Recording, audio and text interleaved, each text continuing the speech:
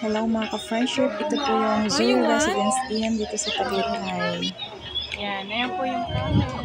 Camel like grass. Hi, little camel.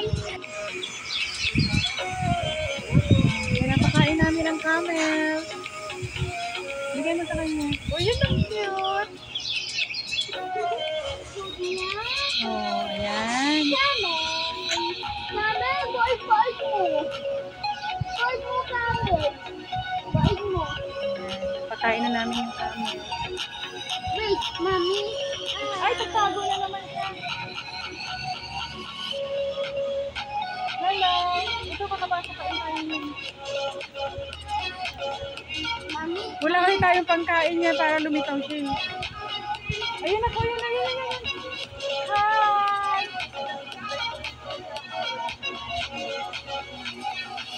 Ayan ang cute niya. Takot ako na naman siya. Yan. Oh. Mami, tingnan mo, oh. Ang gaganda ng mga ibon nila, no? Yan. Hindi ko na alam kung anong pangalan ng mga ibon nila. Pero maganda talaga siya. Cute nila. Ayan.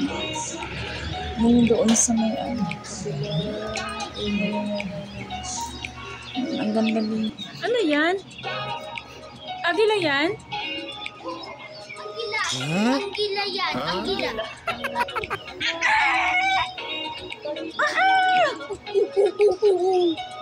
Sige na, ganyanin mo. Yes, Mami, just like banana. Yes, They like bananas. Okay, dito pa si George. Hi, George. Mag-sound ka ng anggoy, dali.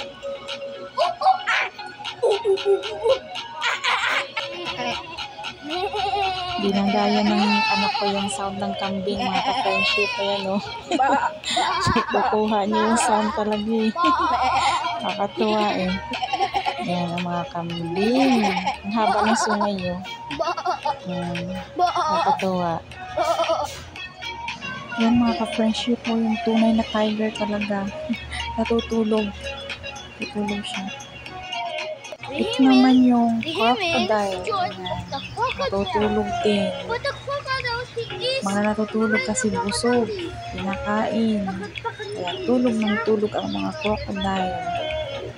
Ayan. Ito pa mga ka-friendship, ayan. Natutulog, tunay na tiger.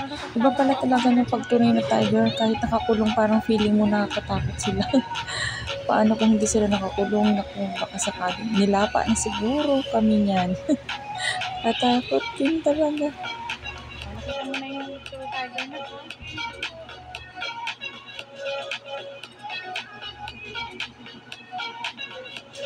Ito mga ka-friendship ko, ang ganda ng ibon na to. Puting-puti yung balahibo niya. Ano pa yung tawag sa ibon na to? Hindi ko alam pangalan niya.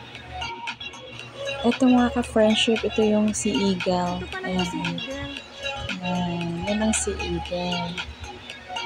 Diba? Ang cute niya din. Ayan ka-friendship o yung lion. Ayan, nakahiga. Yung nasa loob po, ano yun? Malaki. Ano siya sa loob. Yung sound naririnig nyo, ano yan? Sound ng unggoy. Napakaingin ng unggoy talaga. Ingay.